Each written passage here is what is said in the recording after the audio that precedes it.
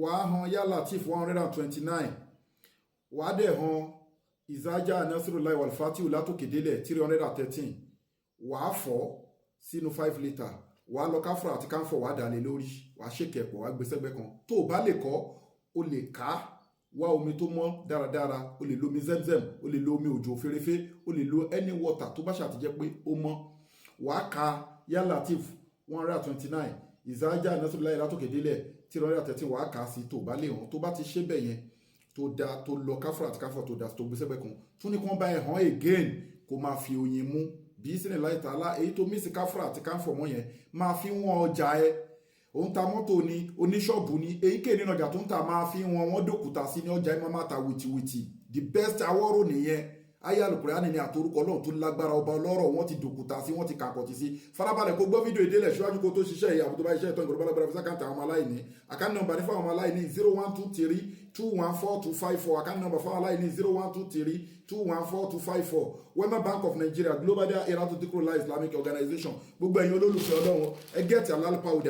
powder tá fi hàn yín kì í ṣoṣólẹ̀ kì í ṣẹ̀bẹ̀ àgbà ó bẹ́ anybody ẹni tó bá ń bẹ lọ́hùn kì í bẹ èèyàn halal powder ni tó máa create a solid barrier between you and evil world monitoring spirit ò ní rí ẹ mọ́ ẹ àwọn kan mú fọ́tò ẹ àwọn kan mú kinní kan gbogbo ẹ máa já dànù ni ọ̀nà àlá inú àdùn ayọ̀ akún forí kópa náà takùn jẹun lójú oorun ẹgẹ́ ti miracle leaf ewé ọ̀tọ̀tọ̀ 100 àti mọ́ ìzẹ́mzẹ́m láfi preserve senna leaf ó lágbára púpọ̀ ju ipò yẹn wú ẹsẹ̀ yẹn wú wọ́n gbé nǹkan sínú wúńbò obìnrin wọ́n gbé nǹkan sínú ófìrì obìnrin àwọn àfúnjẹ ojú oorun tó ń lapa tó lè kọ́ sí cancer tó lè kọ́ sí diabetic tó lè kọ́ sí kidney problem heart problem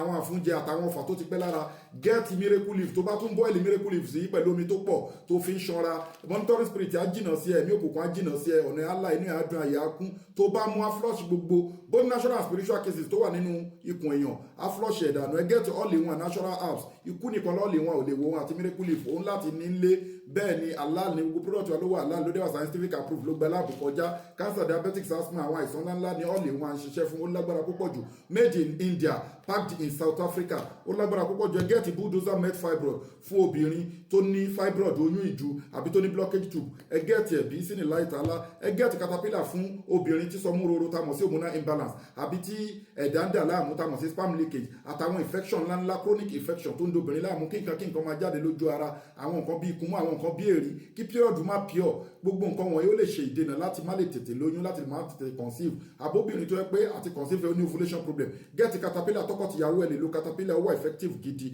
ẹ get transformer 1100 power fún ọkùnrin tó ní weak erection premature ejaculation quick ejaculation low sperm count àtàwọn nǹkan bẹ́ẹ̀ lọ tọkùnrin yẹn bá fẹ́ kó confam tó fẹ́ jẹ́ kó ṣiṣẹ́ alẹ́ confama bẹ́ẹ̀ ni toró ó pé bó ṣe wà yìí ṣùgbọ́n tó bá lágbára fi caterpillar àti miracle leaves kó fi tìlẹ́gbẹ̀ẹ́ ọkùnrin náà máa gbéná wọlé dáadáa bí sínú láì tààlà ó lágbára púpọ̀ jù ẹ get memory booster ìsọ̀yè ilé àmúfọmọdé àti fún àgbàlagbà bẹ́ẹ̀ ni ó wà effective gidi tó ń gbàgbé nǹkan ìsọ̀yè kódà bóyá páyé ló fẹ́ kó làákà èèyàn àtúwọ́n láwọn special package tá a máa ń ṣe fún obìnrin tó ń wojú Ọlọ́run ọba fọmọ tó rétò ọmọ ó ní the guidance ẹni wá fẹ́ ṣàbí àmọ́ wàá wo nǹkan jẹ síkùn ẹni aláwọn ètò tá a máa ń ṣe ẹ wọ́sọ̀pọ̀ àbíkẹ́ kọlù wa lórí +234 810 913 1425 ẹ wọ́sọ̀pọ̀ àbíkẹ́ kọlù wa lórí +234 810 913 1425 a wà ní òkè Ògùn Mádàgbáyò Ìbẹ̀jú Lẹ́kì Ẹ̀pẹ́ expressway Lagos after ẹlẹ́kọ̀ọ́ and ní spare package tá ń ṣe fún ọkùnrin tí wọ́n mú nǹkan ọmọkùnrin ẹ̀ tí wọ́n ń lò ní evil world ètò sàrà wà ètò àdúrà wà tó lẹ́jìtì ètò àwẹ́wà tó lẹ́jìtì àwọn halal powder wà yàtọ̀ sí product aláwọn halal powder tá lè fi ṣiṣẹ́ fún yín bẹ́ọ̀rọ̀ yẹn bá gba odidi Al-Qur'ani a máa hàn fún bẹ́ọ̀rọ̀ yẹn bá gba káfí a máa hàn fún kò sí nǹkan tí a kì í lò àmọ́ aláàlì làwa fi kò ju problem ó wà ní òyìnbó bí aláìsí ẹ̀rọ ayé ìdálàmú ni ìlọsíwájú ò bá ṣẹ́ ẹ̀ ó ń béèrè ìwé ìgbélú ó ń ṣiṣẹ́ bí aláìṣe ó ń wojú Ọlọ́run ọba fọmọ wọ́n mú nǹkan ọmọkùnrin ẹ̀ wọ́n ń lò ní word wọn ò jó róyún ní wọ́n gbé nǹkan sínú wúńbù ẹ̀ gbogbo oríṣiríṣi both natural and spiritual problem ó ti wà lórí àìsàn lọ́jọ́ pípẹ́ ó lọ́wọ́ ayé ní ó lẹ́sẹ̀ ayé ní ó ti lògùn sí kò lọ ẹ contact Global Dahiratu Dhikrlahi Islamic Organization health and spiritual department ẹ gẹ́ẹ̀tì abatu sauda black seed powder òun lélẹ̀ ẹ gẹ́ẹ̀tì black seed oil òun lélẹ̀ ó wà effective ẹ gẹ́ẹ̀tì virgin olive oil bẹ́ẹ̀ ni ta mọ̀ sí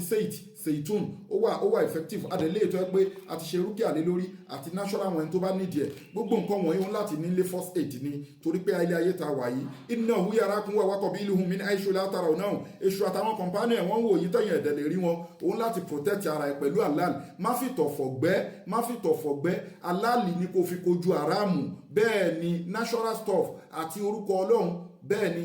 àti ọ̀rọ̀ ọlọ́run tó lẹ́jìtì òun ni kò fi kojú evil má fi evil kojú evil kó lè bá a ní ìsinmi àwa wà ní òkè ògùn mádàgbàyè ìbẹ̀jú lẹ́kì ẹ̀pẹ́ expressway after ẹlẹ́kọ̀ọ́ ibẹ̀ la wà Lagos ẹ wọ́sọ̀pọ̀ àbíkẹ́ kọ́ńtàtù wa lórí +234 810 913 1425 iná lè zátàlì láì jẹ̀míà gbogbo agbára ọlọ́run ọba lóní o má sálámù wa ilà lè kọ́ yẹn fi fídíò ìránṣẹ́.